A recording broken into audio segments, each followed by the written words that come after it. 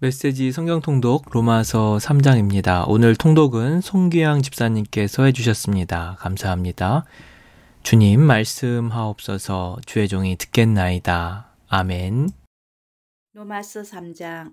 그렇다면 유대인인 것과 아닌 것, 다시 말해 하나님의 길에 대해 훈련받은 것과 그렇지 못한 것은 무슨 차이가 있을까요? 사실 큰 차이가 있습니다. 그러나 사람들이 흔히 생각하는 그런 차이는 아닙니다.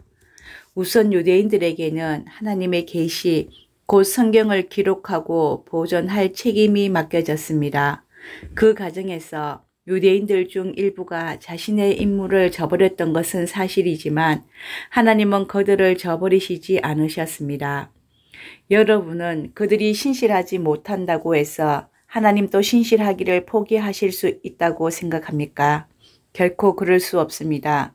세상이 다 거짓말을 일삼을 때에도 하나님은 끝까지 당신이 하신 약속을 지키시는 분입니다. 이 말씀은 틀림없습니다. 성경도 그렇게 말합니다. 주님의 말씀은 변함이 없고 참되십니다. 거부를 당해도 주님은 흔들리시지 않습니다. 그런데 이런 질문이 나올 수 있습니다. 우리의 악한 행위가 오히려 하나님의 의로운 행위를 분명히 드러내고 확정한다면 그 일로 우리는 오히려 칭찬받아야 하는 것 아닌가?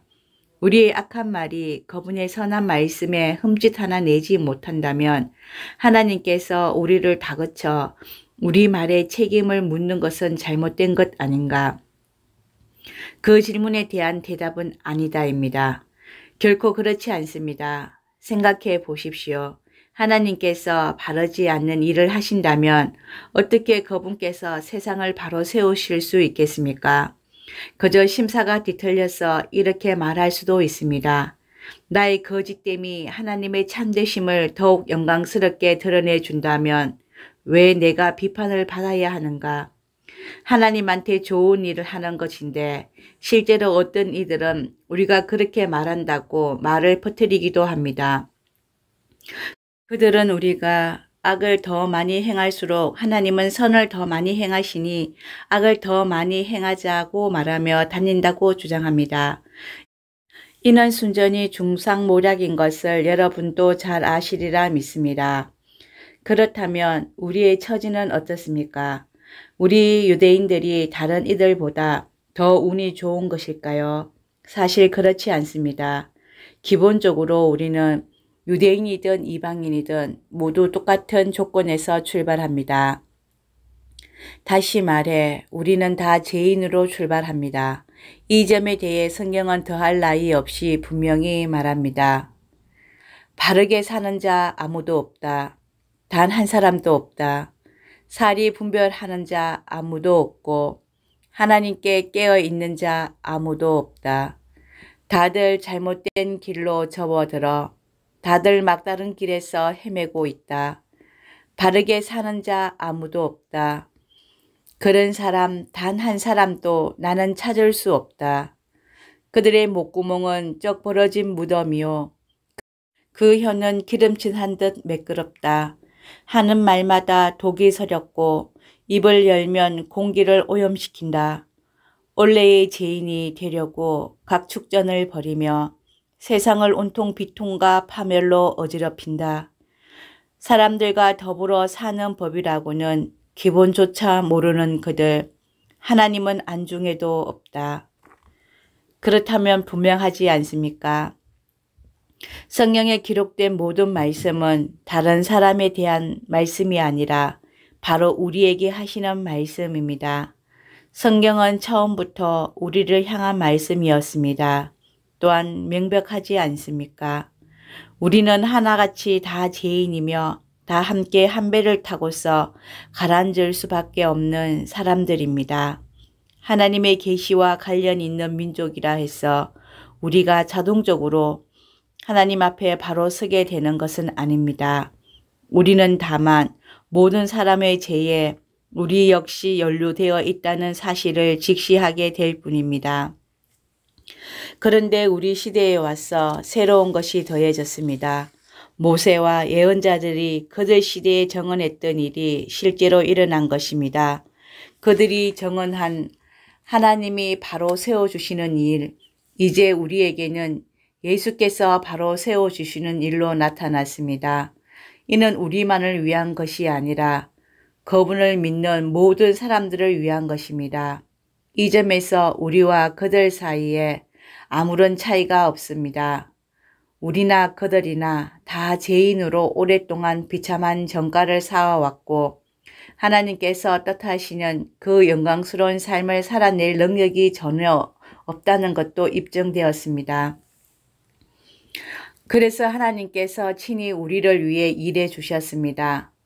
순전히 은혜로 그분은 우리를 그분 앞에 바로 세워주셨습니다. 이는 전적으로 그분의 선물입니다. 그분은 우리를 진창에서 건져주셨고 우리가 있기를 늘 원하셨던 자리로 우리를 되돌려 주셨습니다. 바로 예수 그리스도를 통해 그 일을 하셨습니다. 하나님은 세상의 제단 위에 예수님을 희생 제물로 삼으셔서 세상으로 하여금 죄를 면하게 해 주셨습니다. 그분께 믿음을 둘 때 우리는 죄를 면하게 됩니다. 하나님은 이 일, 곧 예수의 희생을 통해 세상으로 하여금 그분 앞에서 죄를 면하게 해 주신 이 일을 만천하에 드러내셨습니다.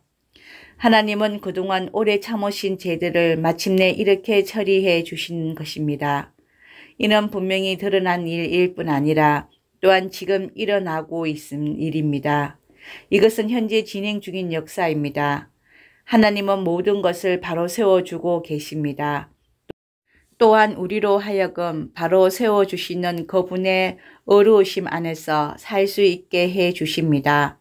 그렇다면 우리 교만한 유대인들의 옥신각신하는 주장들은 어떻게 되는 것입니까? 무효가 되는 것입니까? 그렇습니다. 무효가 되었습니다. 우리가 알게 된 것은 이것입니다. 우리가 행하는 일에 하나님이 응답하시는 것이 아니라는 것입니다. 사실은 하나님이 행하시는 일에 우리가 응답하는 것입니다. 마침내 우리는 이 사실을 깨달았습니다. 우리의 삶이 하나님과 또 다른 모든 사람들과 발맞춰 나가려면 우리가 그분의 발걸음을 따라가야지 거만하고 초조한 마음으로 우리가 행진을 이끌려고 해서는 안 됩니다. 그렇다면 하나님에 대해 독점권을 가졌다고 하는 우리 유대인들의 교만한 주장은 또 어떻게 되는 것입니까? 이 또한 무효가 되었습니다. 하나님은 유대인들의 하나님일 뿐 아니라 또한 이방인들의 하나님이기도 합니다. 하나님은 오직 한 분이신데 어찌 그렇지 않을 수 있겠습니까? 하나님은 당신이 하시는 일을 기꺼이 받아들이고 그 속으로 뛰어드는 사람이면 누구나 다 그분 앞에 바로 세워주십니다. 우리 종교의 제도를 따르는 이들뿐 아니라 우리 종교에 대해 들어본 적 없는 이들도 마찬가지입니다. 그런데 우리가 초점을 우리가 행하는 일에서 하나님이 행하시는 일로 옮긴다는 것은 하나님의 규례와 법도를 신중히 따르던 삶을 취소한다는 말일까요? 전혀 그렇지 않습니다. 오히려 우리의 삶 전체를 제자리에 놓음으로써 그 삶을 더 굳게 세웁니다. 오늘의 묵상 기도입니다. 우리는 다 죄인으로 출발합니다. 이 점에 대해 성경은 더할 나위 없이 분명합니다. 성경에 기록된 모든 말씀은 바로 우리에게 하시는 말씀입니다. 처음부터 우리를 향한 말씀이었습니다. 사랑의 하나님, 우리가 처음부터 죄인 되었음을 깨닫게 하시니 감사합니다. 아멘.